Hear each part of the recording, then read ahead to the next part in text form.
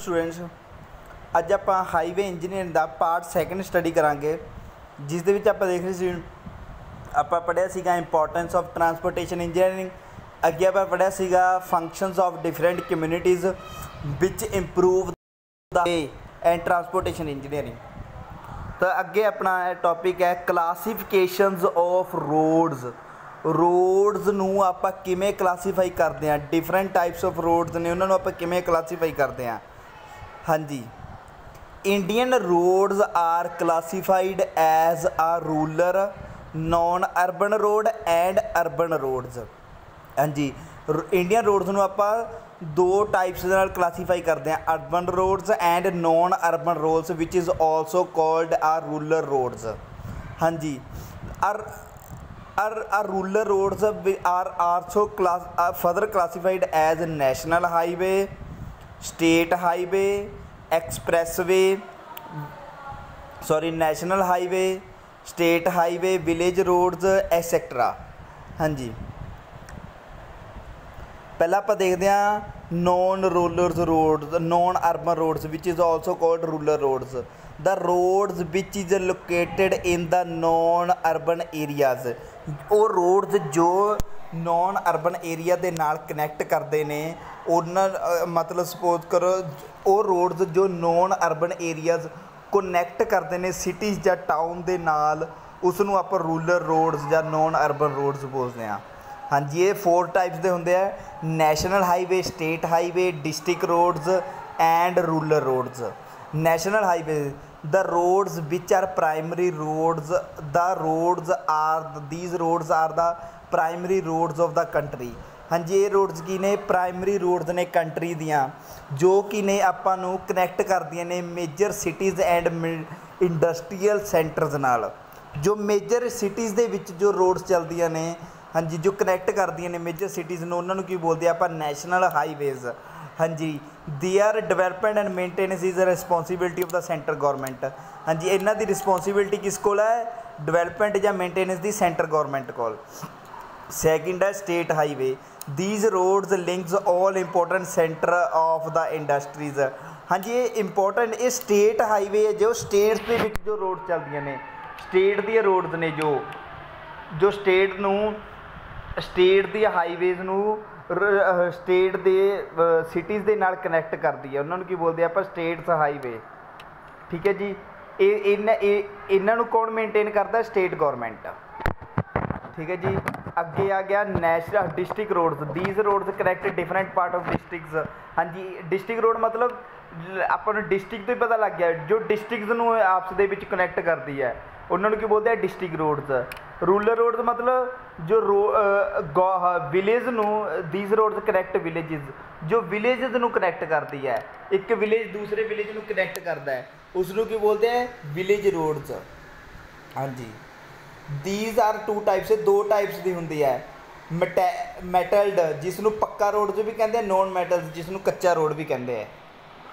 आप विलेज के विच आम देखते हैं कि वाटर बाउंड मैकेडम, तुसी 3rd समैसटर दे विच पढ़िया हो थोड़ा बहुत, वाटर बाउंड मैकेडम दे विच वो सारा ये रूरल रोड्स दे विच होंदा है।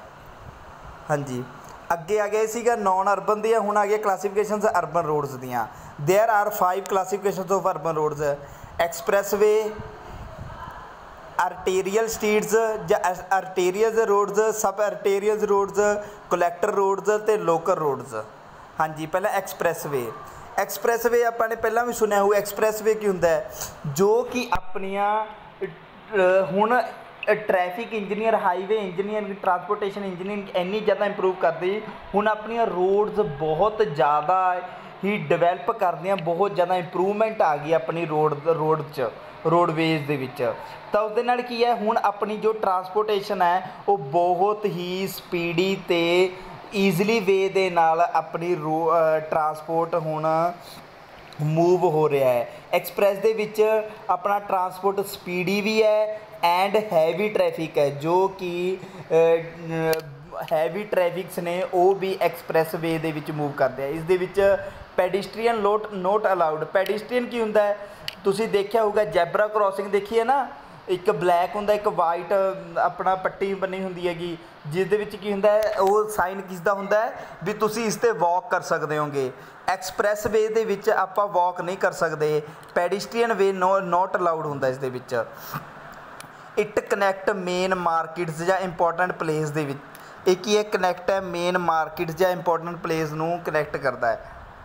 ਹਾਂਜੀ, ਅੱਗੇ ਪੁਆਇੰਟ ਦੇਖੋ, level crossing, sharp curve, steep gradient avoided. ਹਾਂਜੀ, ਕੋਈ ਵੀ ਕਰਵ ਆਉਂਦਾ ਹੈ, ਕੋਈ ਗ੍ਰੇਡੀਅੰਟ ਆਉਂਦਾ ਹੈ, ਉਹ ਐਕਸਪ੍ਰੈਸ ਵੇ ਦੇ ਵਿੱਚ ਅਵੋਇਡ ਹੋਊਗਾ, ਉਹ ਨਹੀਂ ਹੋਊਗਾ। ਐਕਸਪ੍ਰੈਸ ਵੇ ਈਜ਼ਲੀ ਮੂਵ ਵਾਸਤੇ ਯੂਜ਼ ਹੁੰਦੇ, ਹੈਵੀ ਟ੍ਰੈਫਿਕ ਵਾਸਤੇ ਯੂਜ਼ ਹੁੰਦਾ ਹੈ। ਅਗਰ ਆਪਾਂ ਕੋਈ ਵੀ ਕਰਵ ਜਾਂ ਗ੍ਰੇਡੀਅੰਟ ਦੇਵਾਂਗੇ ਉਸ ਦੇ ਨਾਲ ਆਪਣੇ ਹੈਵੀ ਵਹੀਕਲਸ ਨੂੰ ਮੂਵਮੈਂਟ ਦੇ ਵਿੱਚ ਦਿੱਕਤ ਆਊਗੀ, ਇਸ ਲਈ ਐਕਸਪ੍ਰੈਸ ਵੇ ਦੇ ਵਿੱਚ ਇਹ ਨਹੀਂ ਹੁੰਦੇ। ਹਾਂਜੀ, ਅੱਗੇ ਆ ਗਿਆ ਆਰਟੇਰੀਅਲ ਸਟਰੀਟਸ ਜਾਂ ਆਰਟੇਰੀਅਲ ਰੋਡਸ। ਇਹ ਵੀ ਕੀ ਹੈ, ਇੱਕ ਹੈਵੀ ਜਾਂ ਇੰਪੋਰਟੈਂਟ ਟ੍ਰੈਫਿਕਸ ਇਸ ਰੋਡ ਦੇ ਲਈ ਮੂਵ ਕਰਦੇ ਨੇ। ਠੀਕ ਹੈ, usually along the express way service as the principal network of traffic flow. ਹਾਂਜੀ, ਇਹ ਵੀ ਕੀ ਹੈ, ਇੱਕ ਬਹੁਤ ਵੱਡਾ ਨੈਟਵਰਕ ਹੈ ਸੇਮ ਐਜ਼ ਐਕਸਪ੍ਰੈਸ ਵੇ, ਜਿਸ ਦੇ ਨਾਲ ਕੀ ਹੈ ਟ੍ਰੈਫਿਕਸ ਮੂਵ ਕਰਦੀ ਹੈ। ਠੀਕ ਹੈ, ਪਾਰਕਿੰਗ, ਲੋਡਿੰਗ, ਅਨਲੋਡਿੰਗ ਪ੍ਰੋਹੀਬਿਟਡ। ਇਸ ਦੇ ਵਿੱਚ ਕੀ ਹੈ, ਆਰਟੇਰੀਅਲ ਸਟਰੀਟ ਦੇ ਵਿੱਚ ਪਾਰਕਿੰਗ, ਲੋਡਿੰਗ ਜਾਂ ਅਨਲੋਡਿੰਗ ਨਹੀਂ ਹੁੰਦੀ। ਇਹ ਵੀ ਕੀ ਹੈ, ਸਿਰਫ ਹੈਵੀ ਵਹੀਕਲਸ ਦੇ ਮੂਵਮੈਂਟ ਦੇ ਲਈ ਆਰਟੇਰੀਅਲ ਰੂਟਸ ਯੂਜ਼ ਹੁੰਦੀਆਂ ਨੇ। ਪੈਡਿਸਟਰੀਅਨਸ ਆਰ ਰੋਡ ਅਲਾਊਡ, ਪਹਿਲਾਂ ਕੀ ਸੀਗੀ, ਐਕਸਪ੍ਰੈਸ ਵੇ ਦੇ ਵਿੱਚ ਪੈਡਿਸਟਰੀਅਨ ਅਲਾਊਡ ਨਹੀਂ ਸੀਗੀ, ਲੇਕਿਨ ਹੁਣ ਪੈਡਿਸਟਰੀਅਨ ਕੀ ਹੈ, ਅਲਾਊਡ ਹੈ ਟੂ ਕ੍ਰੋਸ ਓਨਲੀ ਐਟ ਇੰਟਰਸੈਕਸ਼ਨਸ। ਜੀ, ਇਸ ਦੇ ਵਿੱਚ ਕੀ ਹੈ, ਪੈਡਿਸਟਰੀਅਨ ਕੀ ਹੈ, ਅਲਾਊਡ ਹੈ ਓਨਲੀ ਐਟ ਇੰਟਰਸੈਕਸ਼ਨਸ।